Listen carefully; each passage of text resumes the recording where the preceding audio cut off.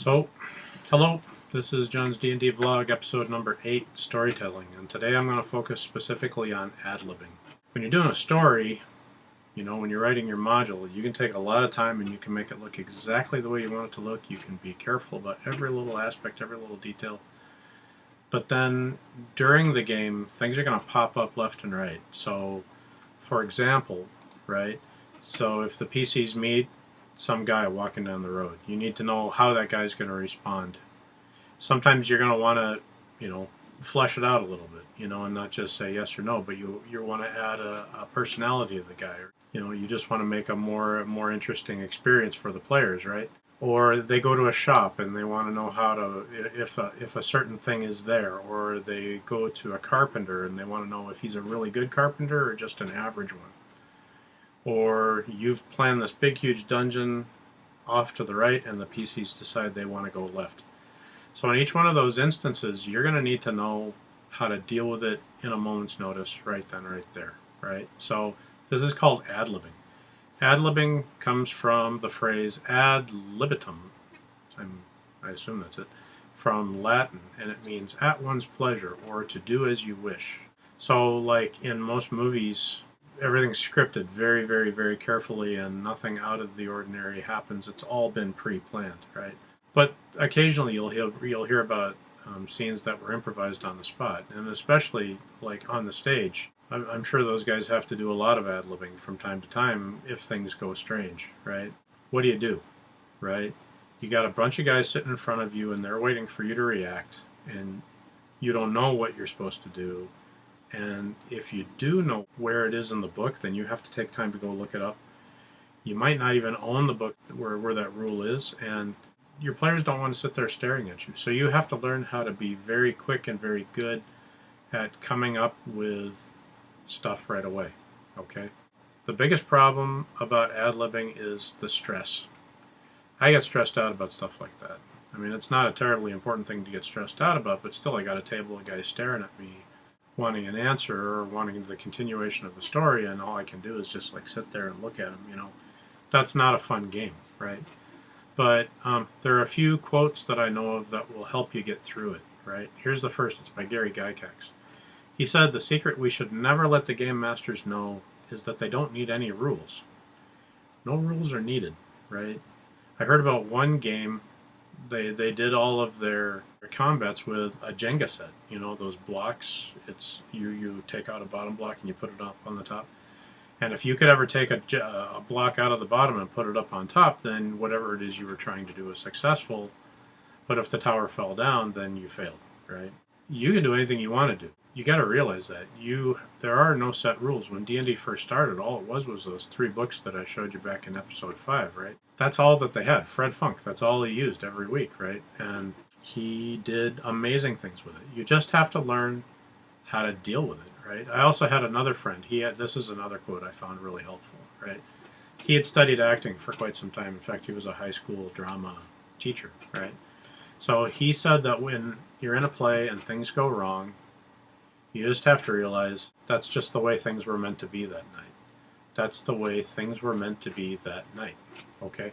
So that takes a ton of stress off of your mind because it doesn't feel like a mistake anymore. It just feels like a variation, and that's important. And you have to realize the most important rule is rule number 1. The DM is omnipotent. Whatever you say goes. So it's okay for you to invent stuff on the fly. You probably shouldn't do it too much because you don't want your players to... I mean, it needs to feel like your players are in a story that they can affect, right? And if everything's coming out of your head, then it's all coming out of your head, and your players don't really feel like they're an important part to the story. You don't need rules. Mistakes aren't actually mistakes in the game. It's just the way it kind of was meant to be that night. And whatever you say goes. So if you think about those 3 phrases, that should take care of a whole bunch of your stress. And honestly speaking, you got to realize what you're doing. It's just a stupid game, right? So it's not like you're in the military or it's not like you're a cop. So whatever stress you're feeling, you don't have to feel it. I mean, honestly speaking, it's kind of an insult to the guys who really do have to feel real stress. So just knock it off and calm down, right? But anyway, while you're trying to figure out how to do this, I'll give you a few tricks and a few tips, right? So like those 4 situations I talked to you about before, right? The PCs meet an NPC, and you would like to attach a personality to them, right? Here's a way to do it from the DMG. So here's what you do if you come across an NPC and you want to roll up the guy's personality, because you don't want to have to think through it each and every time. You don't want to have to keep deciding. This is a book I wrote a long time ago. It's called Asmarine. It's for sale on Lulu. Here's the URL for it. For the book, I designed this city. And the city is full of shops, and each one of these shops is going to have different people in them. And if I sit there and I roll out everything for each one of these people who are in all these shops, I don't know. I think that's kind of not necessary. I don't think you have to go to that much detail when you're preparing a city. One thing that I found helpful are these 2 pages from the Dungeon Master's Guide. So this page is from page 114 of this Dungeon Master's Guide, right? So page 114, and in the middle there, stretching from 114 to 115, is this page right here. All it does is it lets you roll a 1d100 to come up with a random personality trait. If you need to find out what a guy is, what his personality is like, it's just a quick and easy way to do it. If you use the old 1st edition Dungeon Master's Guide, that's on page 100. It's not as detailed as the one they've got in the 2nd edition one, but it's got value too. Plus they've got this chart here to determine how sane somebody is, which I like. That's nice. But then what I do is, because your characters are going to be running through the city that you design, right? And they're going to go to the same store from time to time.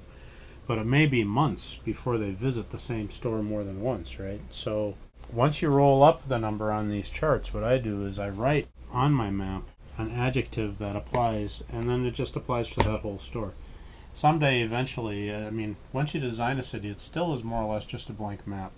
As you get to know the city better that you've designed, maybe some of these stores will become very important to you, right? And then you'll go into more detail on those.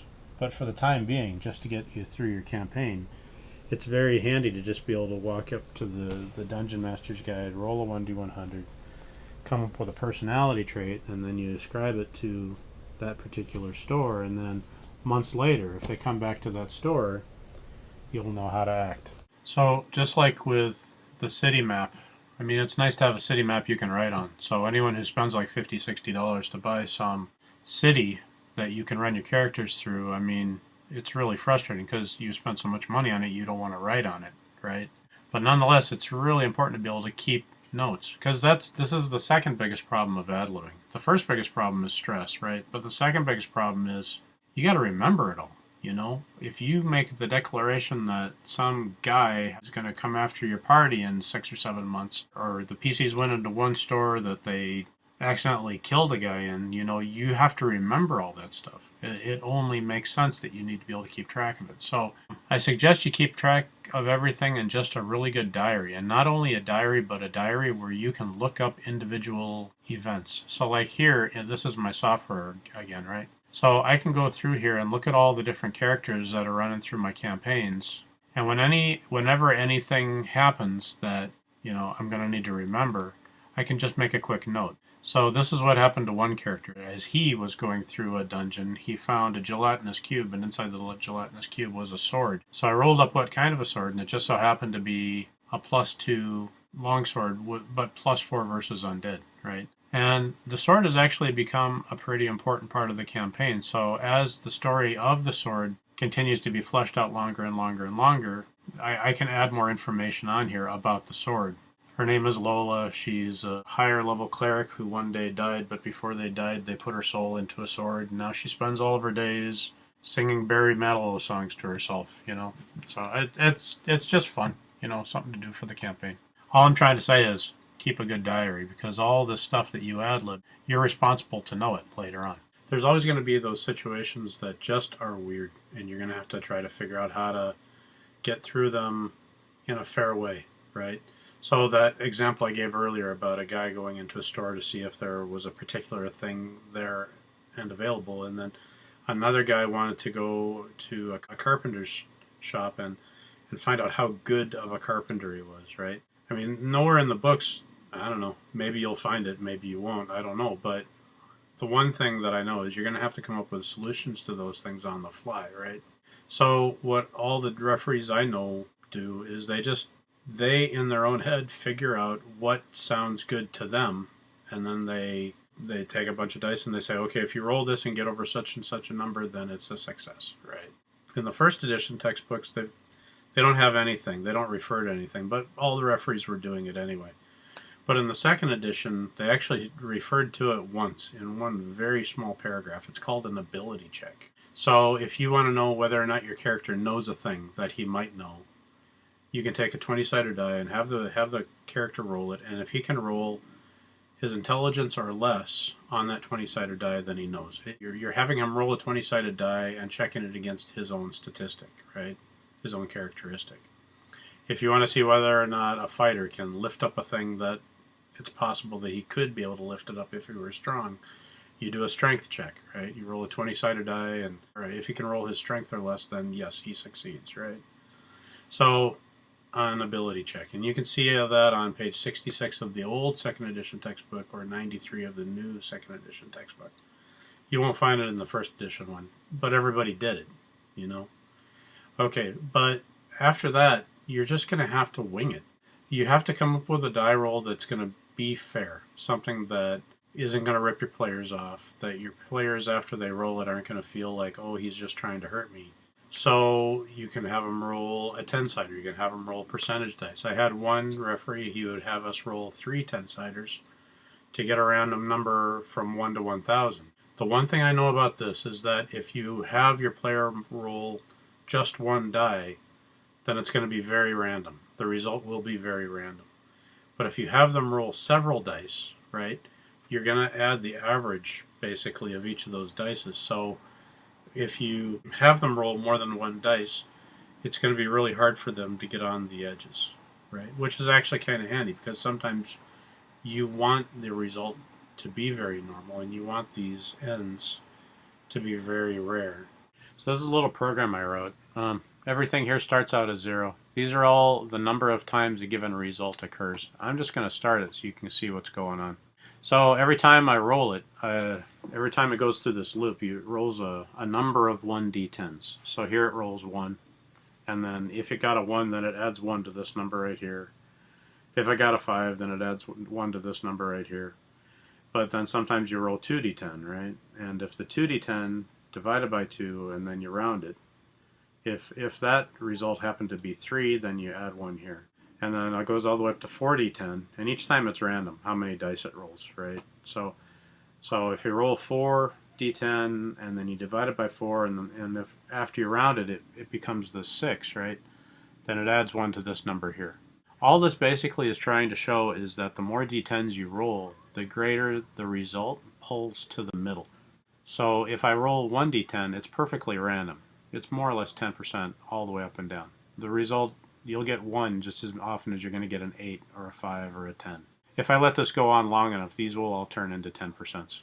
But if you roll 2d10 and then you divide it by 2 and you take the round of that, there's a greater pull towards the middle, right? And then 3d10, the pull towards the greater is even bigger, and then 4d10, the pull is even greater to the middle, right? So what kind of an event is it that your PCs want to do? I mean, if they want to go into a store and know if they have some given object, right, there is a percentage chance that it's not going to be there.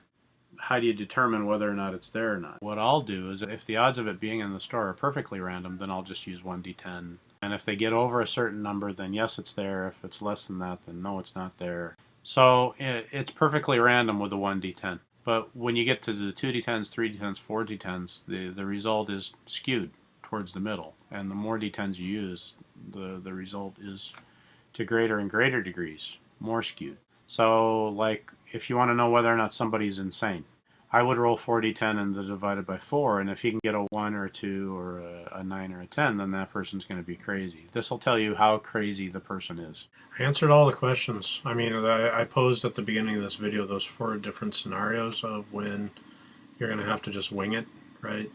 So I'm not going to go over them again. But the last one, I think, is the one I still haven't talked about. When your players, you've designed a big, beautiful dungeon, a big, beautiful module on the right, and your players decide that they want to go left. Honestly speaking, the one thing I would have to say about that, I mean, if you've got a group of players that are kind of that heartless, where they know you put out a lot of work and they're not buying it. I mean, you got to realize you as the DM are the one who's putting out all the work and all the effort, and the players are just showing up and enjoying it. You're like the curator of a museum, and your players are basically the guests walking around through it, right? So you've got the right to be happy too. So when you make a big dungeon and the players don't want to get involved in it, you should just remind them. I mean, you want to have fun too. You always got to worry about whether or not players are going to stick around. But if you guys have developed at all any kind of a relationship and you're friends, they'll be nice, you know. But stick up for yourself. That's the part you don't have to ad lib. You do get the you do have the right to have a good time. Okay, so that's it. Next week I was thinking about going into a little bit more of the details on how to actually create a dungeon, what sorts of monsters you can put where, what monsters are too high for a given level, what monsters are too low for a given level. It's a little messy, but I'm just going to give you some basic advice, and then you can go on from there. Thanks. Anyway, this was episode 8, and I'll see you next week. Have a good day. Bye-bye.